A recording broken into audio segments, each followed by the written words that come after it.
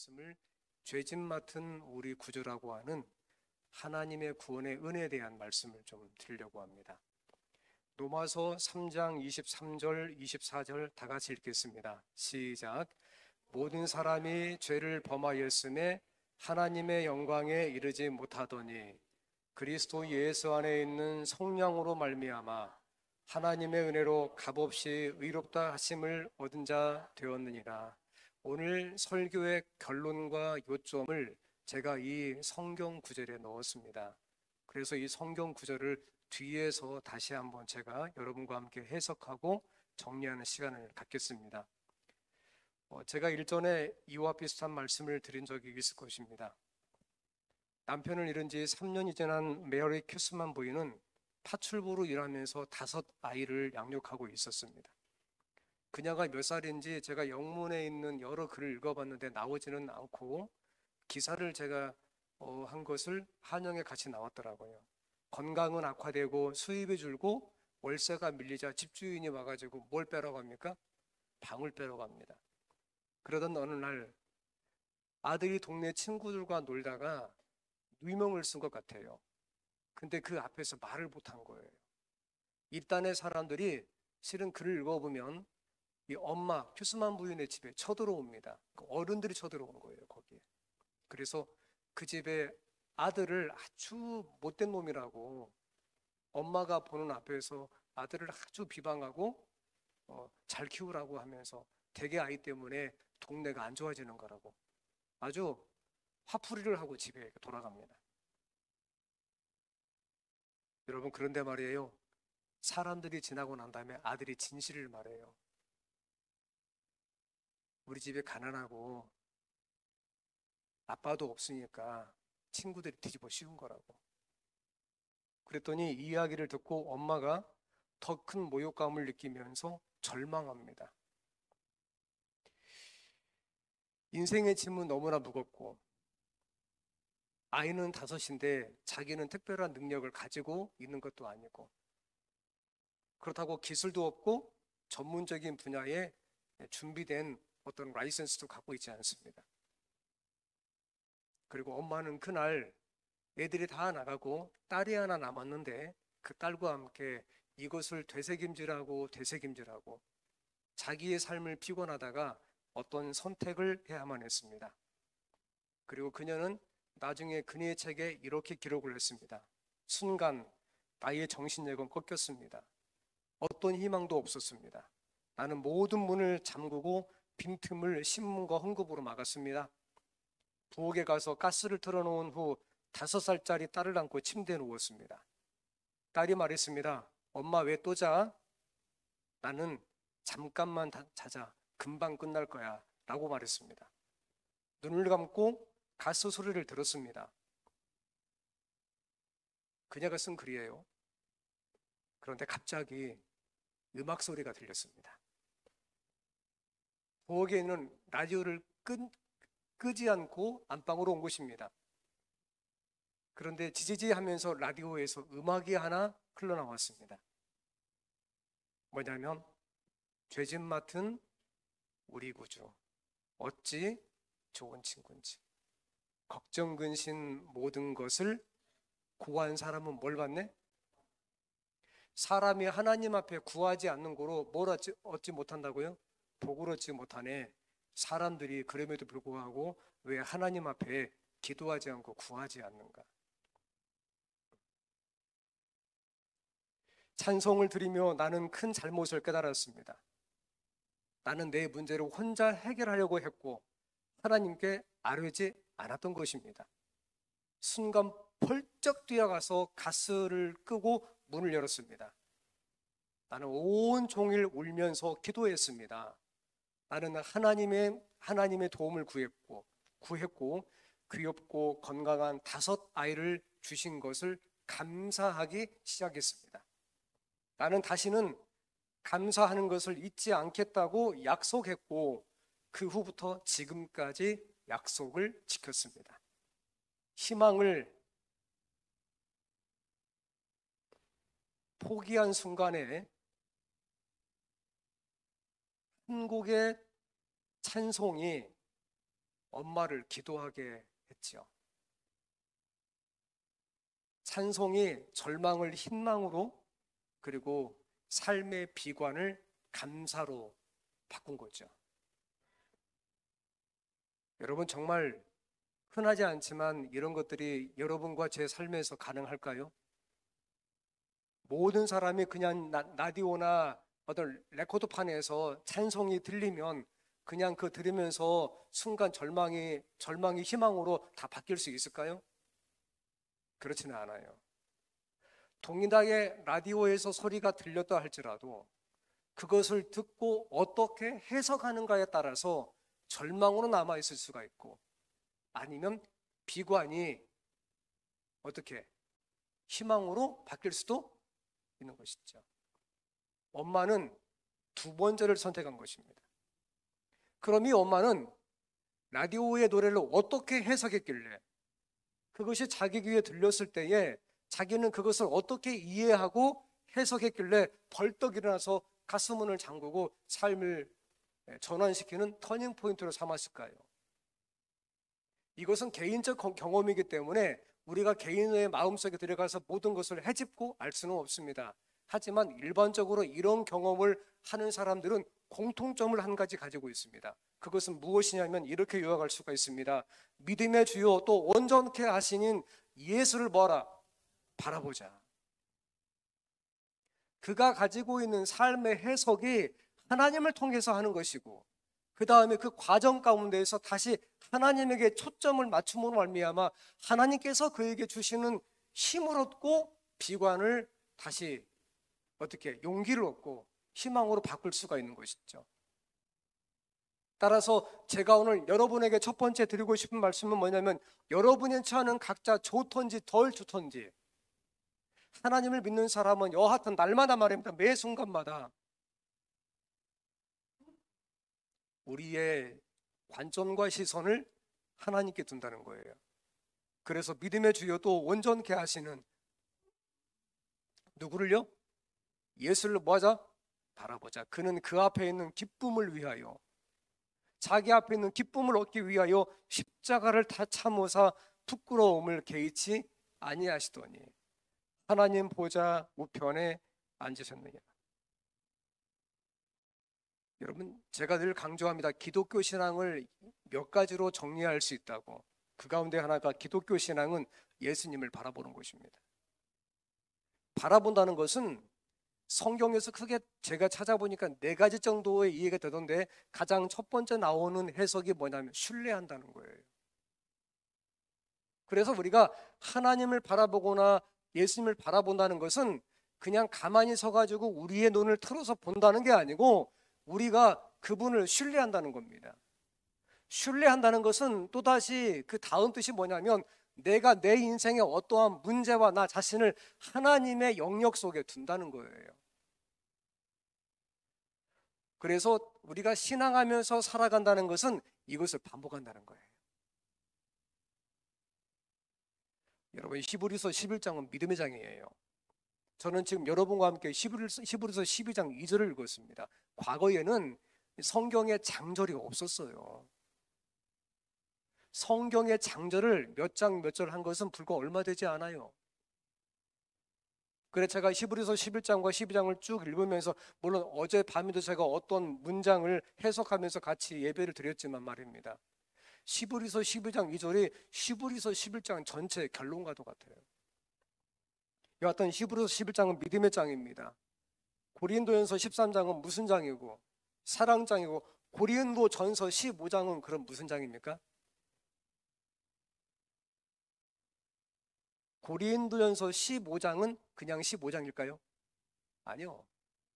히브리서 11장은 믿음장, 고린도전서 13장은 사랑장, 고린도전서 15장은 부활장. 왜? 성경 가운데 부활에 관한 가장 길고 자세한 말씀을 주셨기 때문입니다. 히브리서 11장은 믿음으로라는 단어가 가장 많이 나옵니다. 성경에서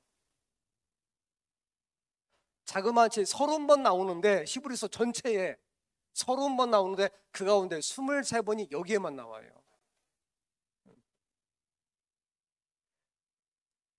그러니까 11서 11장에 나오는 자그마치 16명 이상의 사람들은 전부 다 무엇으로 살았다는 거예요? 믿음으로 살았다는 겁니다. 그리고 13절 저 위쪽에 이 사람들은 다 믿음을 따라 죽었으며 약속을 받지 못하였을 때 그것들을 멀리서 보고 환영하며 또 땅에서는 외국인과 나그네임을 증언하였으니, 제가 이 말씀을 밑에 현대인의 성경으로 조금 바꿨습니다. 이 사람들은 모두 믿음을 따라 살다가 죽었습니다. 아벨도 그렇고 다른 사람도 그렇고 그들은 약속된 것을 받지는 못했지만 자기들이 이 땅에 있으면서 하나님께서 약속하신 모든 것을 일부는 받았지만 전체까지는 받지는 못했으나 그것을 멀리서 뭐하고 바라보고 뭐 했다고요? 기뻐했습니다.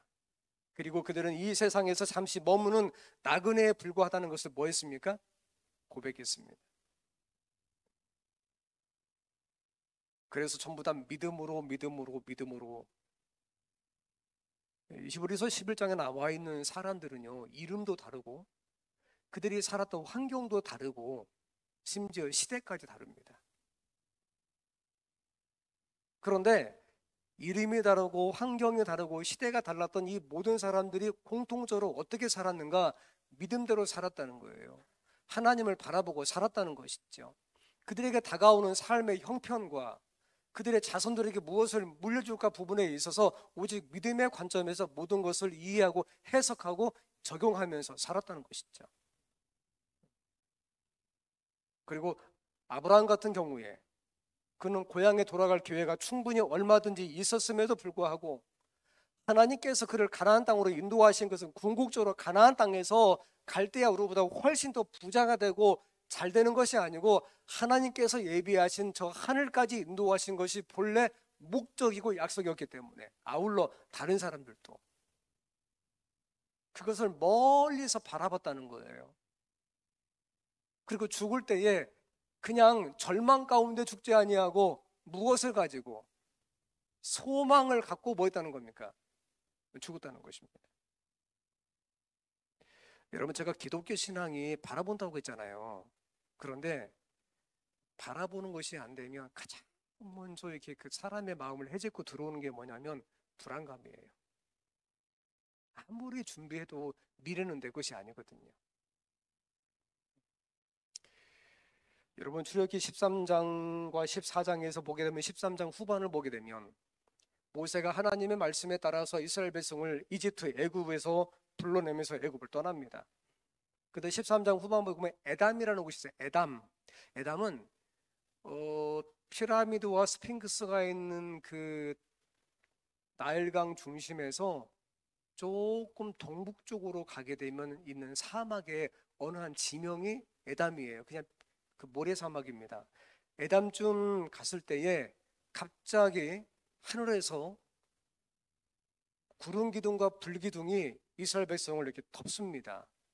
낮에는 구름 기둥, 밤에는 불 기둥으로 하나님께서 그 가운데 임재하셔서 이들을 인도하시는 것이죠. 그러니까 그 전까지는 없었어요. 여러분, 이집트 사막은 보통은 40도가 넘어요. 그리고 제가 기록을 봤더니 내륙 지방은 48도까지 올라간답니다. 올여름에 우리 이 지역이 얼마 정도 온도가 되었죠? 어쨌든 그랬죠. 더웠어요. 우리가 지금 측정할 수준은 더운 건 사실이죠. 예. 끝도 없는 사막을 가야만 돼요. 그늘이 없단 말이에요. 하나님이 약속하셨거든요. 불러내겠다고. 하지만 하나님의 약속을 누가 믿었던지 덜 믿었던지 출발은 했잖아요. 그렇다고 해서 사막의 환경이 바뀐 것은 아니거든요. 근데 에담쯤 이르게 되자 하나님께서 갑자기 하늘에서 임하시더니 낮에 그 어마어마한 백성들 위에 구름을 쫙 깔아가지고 구름 기둥을 만드시는 거예요. 사막에는 밤이 얼마나 추운지 몰라요. 밤이 되자 구름 기둥이 순식간에 뭘로 바뀌는 겁니까? 불기둥으로 바뀌어서 그 지역만 따뜻하게 하는 겁니다. 여러분, 이 정도 되면 사람들이 어떤 마음을 갖게 될까요? 아하, 우리가 하나님의 말씀을 따라서 왔더니 하나님께서 우리가 어떻게 함께 하시는 걸 느낄까요? 못 느낄까요? 그죠? 아마 어떤 가정에서 아이가 아빠나 엄마에게 물어볼 수도 있어요. 아빠, 엄마 저거 뭐예요? 뭐라고 답했을까요? 여러분 혹시 어렸을 때 아이 키울 때 말입니다. 엄마하고 아빠하고 아이하고 막 가는데 밤에 다리에 막 이렇게 따라오는 거 혹시 기억하십니까? 그럼 애들이 물어요, 안 물어요? 뭐라고 묻습니까? 다리 있다고 물어봐요? 아니면 어떻게? 다리 뭐예요? 따라온다고 물어요. 근데 우리 아이도 물어봐요. 아빠, 다리 왜 따라와요? 근데 그 이제 한 4살쯤 되는 아이에게 다른 뭐 지구에서 얼마 떨어져 있는데 이걸 어떻게 설명합니까? 그죠? 그래서 제가 이렇게 답했습니다. 하나님이 따라오게 만드셨어? 물론 이게 어린아이에게 설명하기 위해서 그런 것이죠. 근데 구름 기둥과 불 기둥이 있는 거예요. 하나님의 임재를 이야기하고 거기에 대한 감동을 받기 시작합니다. 하지만 14장에 가게 되면 상황은 완전히 바뀝니다. 14장쯤에서 하나님께서 이 백성을 다른 곳으로 인도했더니 앞에는 홍해 바다가 있는 거예요. 들어갈 수가 없어요. 시풀어가지고. 저 뒤에는 애굽의 군사들이 글쎄 득다처럼 달려오고 있고요. 좌우측은 그 14장에 나와 있는 단어를 분석해 보면 좌우측은 바위절벽이 가로막고 있어요. 이게 동서남북 갈 데가 없는 겁니다. 그러자 사람들이 마음속에 갖고 있었던 하나님을 바라보는데, 다시 말해서 동서남북이 다 막히고 난 다음에 그 위에 하나님의 구름 기둥과 불 기둥이 있음에도 불구하고 이것을 이제 잃어버리고 눈앞에 있는 환경을 직시하게 되자 어떤 문제가 발생하냐면, 아까 제가 그랬죠. 불안감이 찾아온다고. 사람이 불안하면 말이 많아집니다. 그죠? 제가 알았어요. 겁 많은 개가 많이 짖는다고. 네, 그렇더라고 보니까. 그러면서 하나님을 원망하고 모세를 원망합니다. 그랬더니 모세가 어떻게 말하냐면, 모세가 백성에게 이르되 너희는 두려워하지 말고 어떻게 서라고요? 가만히 서서 여호와께서 오늘 너희를 위하여 행하시는 구원을 보라. 너희가 오늘 본 애굽 사람을 언제까지 보지 못합니까? 영원히 다시 보지 아니하리라. 여기서 가만히 서다, 그 말을 NIV 성경은 stand firm 그랬어요. 흔들리지 말고 굳건히 서 있어라. 따라서 가만히 있다는 것은 그냥 쳐다본다는 게 아니에요. 하나님이 너희에게 약속하셨으니까 굳건하게 서가지고 바라보라 이거예요. 어떻게? 지금부터 하나님께서 이 백성을 어떻게 인도하실 것인지 한번 지켜봐라는 거예요. 여러분, 그 40년의 세월이 지나고 난 다음에 민수기 21장쯤 가면, 제가 전에 불뱀 사건 말씀드렸는데 이 사람들이 바란 광야라고 하는 지역을 38년 돌다가 벗어나서 가나안 땅을 향한 마지막 여행을 떠납니다. 근데 이번에도 문제예요. 40년 전에도 북쪽으로 가다가 남쪽으로 방향을 틀어서 원망했거든요. 근데 이번에도 동일하게 북쪽으로 가지 않냐고 하나님께서 남쪽으로 방향, 거의 비슷해요. 실은 이게 루틴이 비슷한 거예요. 방향을 트니까 경로가 마음에 들지 않고 불만이 많으면서 원만하기 시작합니다. 그랬더니 글쎄 하나님의 보호가 거기서 거치게 되자 맹독성 불변들이 얼마나 많이 달려가고 다 물어 제끼는지, 죽은 사람도 있고 죽어가는 사람도 있고, 아우성치니까 하나님께서 뭐라고 하십니까? 여호와께서 모세에게 이르시되 불뱀을 만들어 어디 위에? 장대 위에 매달아라. 물린 자마다 그것을 보면 뭐 하겠다? 살겠다. 이것을 요한복음 3장 14절에서 예수님은 이것을 어떻게 바꾸어서 말씀하셨냐면, 믿는 자마다, 동일한 사건을 말씀하시면서요, 믿는 자마다 영생을 얻게 하려고 그걸 달았는데 이번에는 인자가 달리는 걸 보면 살겠다 그 말이에요.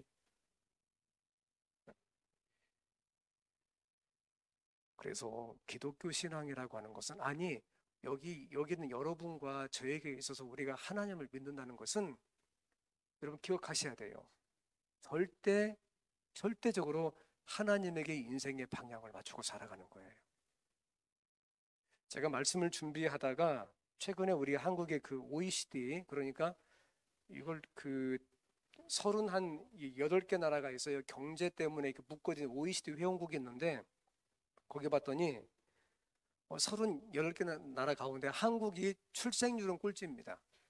근데 자살률은 1등이에요. 제가 여러 개사를 봤더니 2004년부터 21년째 1등이에요. 그래, 왜 이 사람들이 죽음을 선택하는가, 이렇게 그 보고서를 봤더니 첫 번째가 뭐냐면 과잉 경쟁에서 오는 정신적 스트레스. 두 번째, 상대적 빈곤에서 오는 박탈감. 밥을 먹을 밥이 없는 게 아니고 내가 가진 것보다 상대편이 훨씬 가진 걸 보면서 느끼는 빈곤감이에요. 여러분, 우리 한국의 음식물 쓰레기가 1년에 한 800만 톤 이상 이렇게 나간다 그래요? 어마어마한 겁니다. 사람들이 이 세상이 전부인 줄 알고 이 세상에 몰두하다가 그러다가 끝내 경쟁에서 밀리면 죽는 거예요. 저는 지금 경쟁을 하지 말라는 게 아니에요. 저는 지금 절망하지 말라는 것입니다. 여러분, 사실 그 사람들이 예수를 영접하고 살아간다 할지라도 인간의 삶 속에서 낭망은 대단히 흔한 일이에요. 다시 말해서 하나님을 믿는다고 해서 낭망이 없는 것은 아니에요. 동일하게 교회 다니고 동일하게 예수님의 이름으로 기도하지만 내 삶의 문제가 내가 기대하지 않았거나 아니면 내가 지금 가고 싶은 삶의 다른 모습으로 나에게 다가오게 되면 얼마든지 낭망할 수가 있죠. 사람의 본성은 본래 낙심, 마음이 떨어지는 거죠. 이것과 굉장히 가깝고 친합니다. 하지만 절망은 달라요. 절망은 마음이 떨어지는 게 아니에요. 마음이 떨어지면 낙심이고 희망이 떨어지면 낭망이 되지 않습니까? 그런데 절망은 달라요. 절망은 마음이 떨어진 그 자리에서 일어서기를 포기하고 일어서는 것을 선택하지 않는 것이 절망이에요. 이해하시겠어요, 여러분?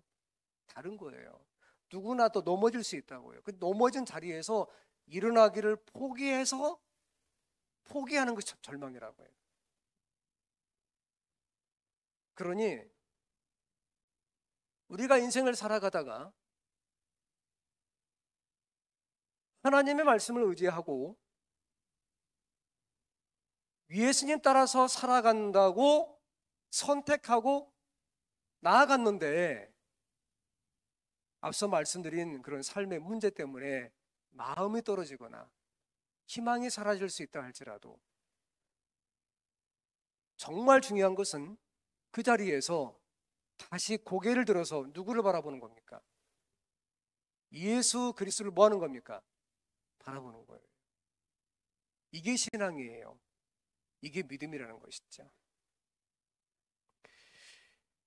자, 로마서 3장 23절 24절 모든 사람이 죄를 범하였음에 하나님의 영광에 이르지 못하더니 그 다음 말씀 보시면 그리스도 예수 안에 있는 속량, 이 속량은 값을 지불하고 자유를 주는 것이에요. 풀어주는 것입니다. 속량, 성경에서 속죄와 거의 같은 뜻입니다. 속죄도 죄의 값을 지불했다 그런 뜻이거든요. 그리스도 예수 밖에 있는 게 아니고 예수 안에 있는 속량으로 말미암아, 다시 말씀드리면 예수 그리스도께서 십자가에서 죄의 값을, 즉 사망의 값을 지불했으니 하나님의 은혜로 값없이 의롭다 하심을 얻은 자 되었느니라. 하나님의 은혜로 값을 지불하지 않아도 내가 영원히 하나님과 분리되어서 내가 그냥 지옥에 가지 않아도 하나님의 은혜로 의롭다고 인정을 받은 사람이 되었다는 것이에요. 이것을 받아들이는 것이 기독교 신앙의 핵심이에요. 그러니까 여러분, 결코 예수를 믿는다는 것은 혼자 사는 것이 아니에요. 하나님과 함께 사는 것이고, 그리고 하나님과 함께 동행하는 것입니다. 여러분, 이 말씀을 믿는 사람들은 크게 성경에서 세 가지의 특징을 가지고 있어요. 첫째가 뭐냐면 되새김질입니다. 말씀을 묵상하는 거예요. 말씀을 묵상하려면 말씀을 봐야 되겠죠. 그래서 첫 번째가 말씀 묵상이고, 두 번째가 기도의 습관이에요. 그리고 마지막이 뭔지 아세요? 마지막이 실천과 적용입니다. 그러면 나는 어떻게 살아가야 될까? 내가 예수를 믿고 예수님께서 성경 가운데 나에게 이런 약속을 주셨고, 성경은 나에게 이런 용기의 말씀을 주셨는데, 그러면 나는 지금부터 내 삶에서 이것을 어떻게 실천하면서 살아가야 될까? 따라서 신앙을 한다는 것은 대단히 어려운 거예요. 왜? 이게 내 마음대로 구원이 안 되거든요. 하지만 반대로 신앙을 하는 것은 대단히 쉬운 거예요. 왜? 이것을 믿으면 누가 해주시니까? 예수님의 은혜로 하나님이 해주시니까. 실물교훈 187쪽, 비록 잃어버린 영혼이 몇 사람, 단 한 사람뿐이라 할지라도 그리스도께서는 그 한 영혼을 위하여 어떻게 죽으셨을 것이다. 예수님의 십자가의 무게가 얼마나 무거운가?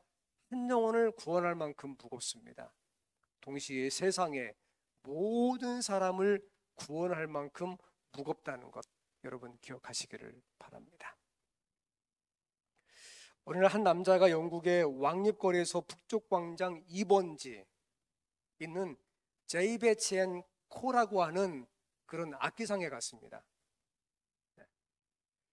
그런데 아주 낡은 바이올린을 갖고 갔다고 해요. 주인이 묻습니다. 무엇을 찾습니까? 그러자 그가 말합니다. 아니요, 그냥 배가 고파서 견딜 수가 없어요. 그래서 얘기인데, 이 바이올린 혹시 팔 수 있나요, 제가? 그래, 둘이 흥정을 시작해요. 주인하고 손님하고 흥정해가지고 5파운드의 그 바이올린을 삽니다. 5파운드. 5파운드면 지금 돈은 얼마 정도 될지 모르겠어요. 얼마 정도 될 것 같아요, 대략? 한 10,000원 좀 넘을까요? 네, 그죠? 그러니까 손님이 나갑니다. 낡은 바이올린 5파운드, 한 돈 10,000원 남짓, 뭐 좀 많으면 15,000원 될지는 모르겠습니다. 그걸 주고 샀습니다. 잠시 후 악기상 주인이 걸레 갖다가 조금 닦아가지고 그 바이올린을 이렇게 활을 켜다가 깜짝 놀래요. 소리가 보통 소리가 아니거든요. 그래, 급히 불을 켜고 바이올린을 여기저기 관찰하기 시작하는데, 그 뒤에 뭐라고 써있냐면 안토니오 스트라디바리 1704, 이게 써 있는 거예요. 200년 전 갑자기 도난되었던지 사라진 스트라디바리우스가 만든 악기였어요. 안토니오 스트라디바리 1704. 악기전 주인이 너무나 깜짝 놀라가지고 얼른 이렇게 밖에 나서 소리를 질러요. 잠깐만 이렇게 다시 와보시라고 하면서 막 찾는데 사람이 없어요. 그래서 들어오지요. 그리고 얼마 후에 이것이 10만 달러 팔리는데, 지금 돈으로 그 화폐 계산하면 한 500억 가까이 된다 그래요. 들어보니까. 밥 몇 끼 얻어 먹으려고 세계에서 가장 비싼 멋진 바이올린을 5파운드 받고 판 거죠. 먼지를 뒤집어 쓰고 있어도, 아주 낡았어도 그것이 명장이 만든 거면 결코 명품이지 가품이 아니라는 거예요. 사람이 가지고 있는 품성이나 삶의 모습이 대단히 실망스럽다 할지라도, 그것을 하나님께서 만드시란 거라고 한다면 그거 보통 제품이 아니라는 거예요. 죄로 말미암아 유전적으로 태어났고 우리가 살고 싶은 인생의 선한 성품으로 살지 못하고 자꾸 넘어지거나 본성이 툭툭 튀어나와 가지고 이것 때문에 가끔씩 실망하고 낙담한다 할지라도 여러분 기억하셔야 돼요. 여러분 보통 제품 아니에요. 하나님이 만드신 거예요. 하나님이 그냥 만드신 거 아니에요. 창세기 1장 27절 28절 하나님의 자기 형상 곧 하나님의 형상과 하나님의 모양대로 사람을 만들었다겠어요. 성경 어디에 하나님께서 자기의 형상과 자기의 모양을 따라서 만든 그런 제품, 그런 존재가 누가 있습니까? 사람에는 없어요. 그래서 여기에 있는 한 사람 한 사람, 아니 이 밖에 있는 어떤 사람이라 할지라도, 그 인생에 얼마 남지 않는 사람이라 할지라도 기억하셔야 돼요. 명장이 만드신 거예요. 하나님이 만드신 거예요. 그리고 그 하나님께서 그 사람들이 보기에 그 제품이 별로여서 죽을 수밖에 없다고, 별거 아니라고 했을 때 이 땅에 오셔가지고 당신의 생명을 대가로 지불하시고 속량하시고 다시 새롭게 인정하신 거라고요. 그래서 성경 말씀하시는 겁니다. 너희는 값으로 삼바 뭐했으니? 되었으니. 성경은 값이 없다고 말씀하시는데 동일한 말씀을 다른 문장에서 값으로 샀다는 거예요.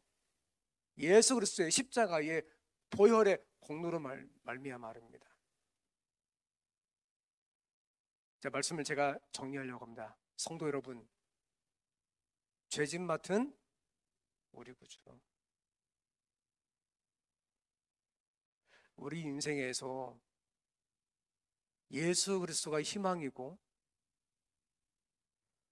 여러분의 가정의 미래도 하나님께 맡겼을 때 희망이 되고 여러분의 자녀들도 부모가 줄 수 있는 최고의 선물은 결코 일타강사가 아니에요. 예수 그리스도 복음이에요. 바르게 사는 걸 교육하기 위해서 부모가 투쟁해야 되고요. 정직한 걸 가르치기 위해서 본을 보여야 되고요. 넘어졌을 때에 다시 일어서는 것을 가르치기 위해서 하나님 앞에 기도해야 되고요.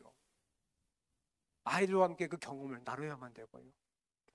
성도 가운데 어려운 자가 있습니까?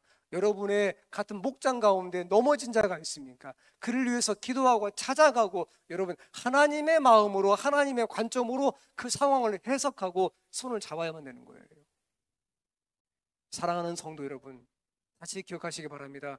죄짓 맡은 우리 구주 어찌 좋은 친구인지. 그 다음 뭐라 하겠습니까?